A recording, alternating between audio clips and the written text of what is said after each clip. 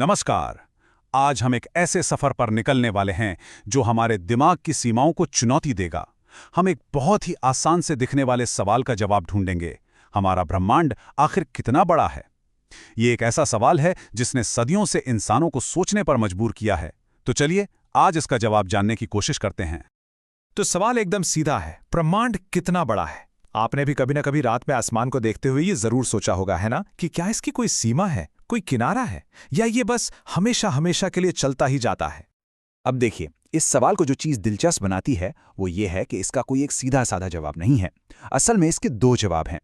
एक है देखे जा सकने वाले ब्रह्मांड का साइज, मतलब वो हिस्सा जहां तक हमारी नजर पहुंच सकती है, और दूसरा है पूरे ब्रह्मांड का साइज, जिसमें वो सब कुछ शामिल है जो मौजूद है, भले ही हम उसे कभी देख पाएं या नहीं। ठीक है, तो सबसे पहले बात करते हैं उस हिस्से की जिसे हम नाप सकते हैं। वैज्ञानिक इसे ऑब्जर्वेबल यूनिवर्स या अवलोकन करने योग्य ब्रह्मांड कहते हैं। ये आप कह सकते हैं हमारी ब्रह्मांडीय सीमा है, हमारा कॉस्मिक होराइजन। तो शुरुआत करते हैं एक जाने पहचाने नंबर से। हम ये जानते हैं कि हमारा ब्रह्मांड करीब करीब 13.8 अरब साल पुराना है। मतलब बिग बैंग को हुए इतना समय बीत चुका है। तो कायदे से सबसे दूर की रोशनी को भी हम तक पहुंचने में इतना ही समय लगना चाहिए। लेकिन यहीं पर कहानी में एक जबरदस्त मोड़ आता है। जब वैज्ञानिकों ने इस देखे जा सकने वाले ब्रह्मांड का डायमीटर यानी व्यास नापा तो वो निकला 93 अरब प्रकाश वर्ष।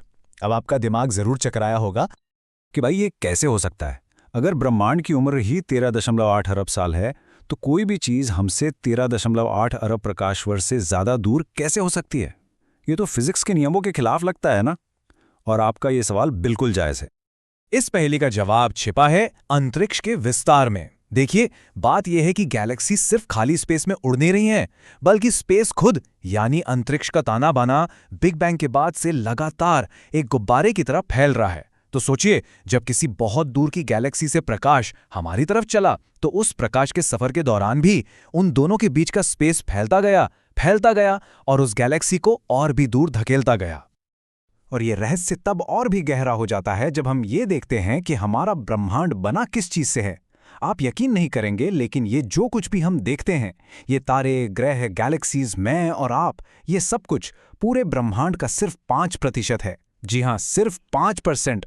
बाकी का 95% हिस्सा डार्क मैटर और डार्क एनर्जी नाम की रहस्यमय चीजों से बना है, जिनके बारे में हम लगभग कुछ भी नहीं जानते। इसका मतलब क्या हुआ? इसका मतलब ये हुआ कि हम जिस ब्रह्मांड को जानते हैं वो तो बस एक बहुत ही छोटा सा मामूली सा हिस्सा है। असली ब्रह्मांड तो हमसे लगभग पूरी तरह से छिपा हुआ है, एक बहुत बड़े रहस्य की तरह। तो अगला सवाल ये उठता है कि आखिर ये अंतरिक्ष फैल क्यों रहा है? वो कौन सी ताकतें हैं जो इसे लगातार खींच रही हैं? कई दशकों तक वैज्ञानिकों को लगता था कि ग्रेविटी यानी गुरुत्वाकर्षण की वजह से ब्रह्मांड का ये फैलाव धीरे धीरे कम हो रहा होगा। लेकिन 1998 में एक ऐसी खोज हुई जिसने सबको हिलाकर रख दिया। वैज्ञानिकों ने पाया कि ब्रह्मांड का फैलाव धीमा नहीं हो रहा, बल्कि ये तो और तेजी से फैल रहा है।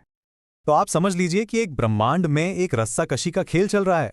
एक तरफ है डार्क मैटर जो अपनी ग्रेविटी से हर चीज को पास खींच रहा है, गैलेक्सीज को एक साथ जोड़े हुए है, और दूसरी तरफ है डार्क एनर्जी, एक अजीब सी ताकत जो हर चीज को एक दूसरे से दूर धकेल रही है। और जैसा कि लग रहा है, इस लड़ाई में फिलहाल डार्क एनर्जी का पलड़ा भारी है।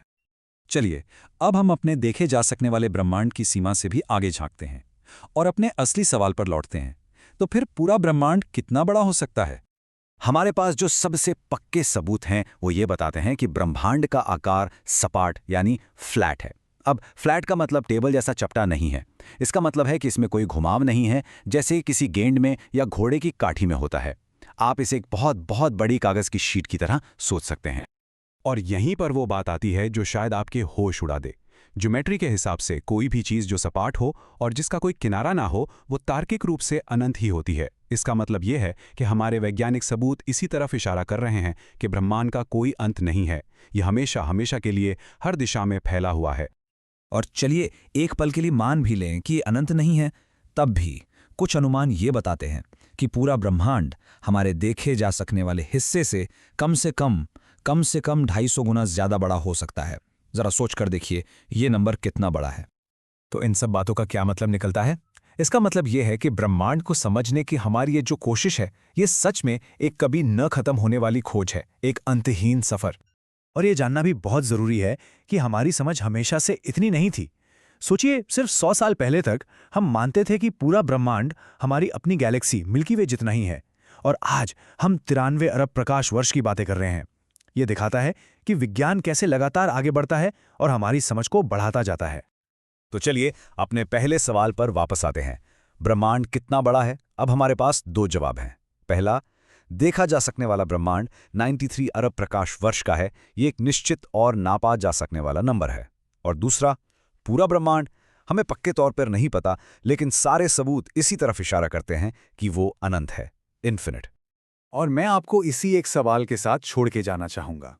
अगर ये ब्रह्मांड सच में अनंत है, जिसमें अनगिनत तारे हैं, अनगिनत गैलेक्सीज हैं, तो जरा सोचिए, इस विशाल अंतहीन विस्तार में और कौन-कौन से रहस्य, कौन-कौन सी संभावनाएं और शायद किस-किस तरह का जीवन छिपा हो सकता है।